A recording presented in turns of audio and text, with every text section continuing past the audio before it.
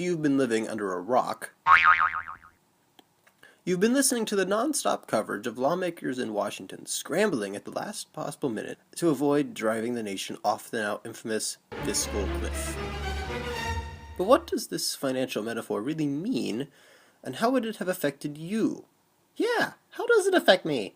Well, we asked local economics expert Meredith Goddard to explain. All right, so the fiscal cliff is kind of a series of unfortunate events that were set to occur at the same time on January 1st of this year. Essentially, a series of tax cuts that were set to expire and spending cuts that would happen at the same time. So basically, on New Year's Eve, as the ball dropped in Times Square and thousands made resolutions to eat better and exercise more, the old Bush-era tax cuts expired, along with unemployment benefits, and the budget for the Department of Defense was cut dramatically. How bad is this? I will say every economist agrees that it will lead to at least somewhat of a recession for this year. Okay, well if it's that bad, then why did it happen? Well, last year a bunch of congressmen thought it would be a good idea to force Congress to agree on something. So they created the cliff in hopes that it would force the two sides to find common ground. Unfortunately, Republicans and Democrats still disagree on pretty much everything, and struggled to get a deal done, with Republicans refusing to raise taxes on the wealthy, and Democrats refusing to cut spending. Okay, but how does this affect me? Well, here's the thing.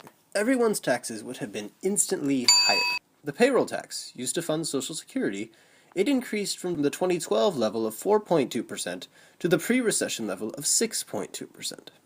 Next, income taxes would have gone up across all brackets, not just the wealthy. So everyone from an average American like you, who makes about $37,000 a year, to NBA superstar LeBron James, who made $53 million last year, would have to pay more in taxes.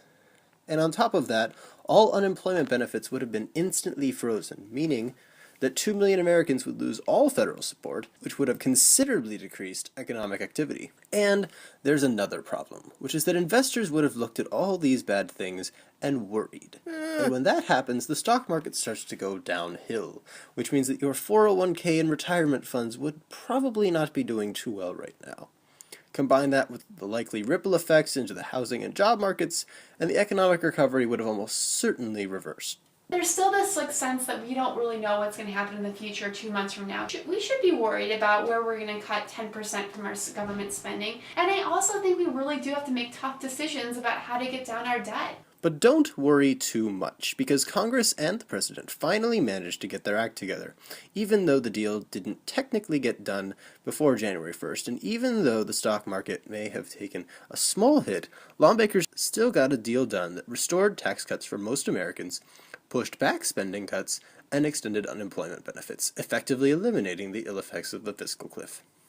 So now that Washington has resolved this issue, they can now turn their attention to again raising the debt ceiling in mid-February. We'll just see how that goes. For Catlin Speak, I'm Cody Hoyt.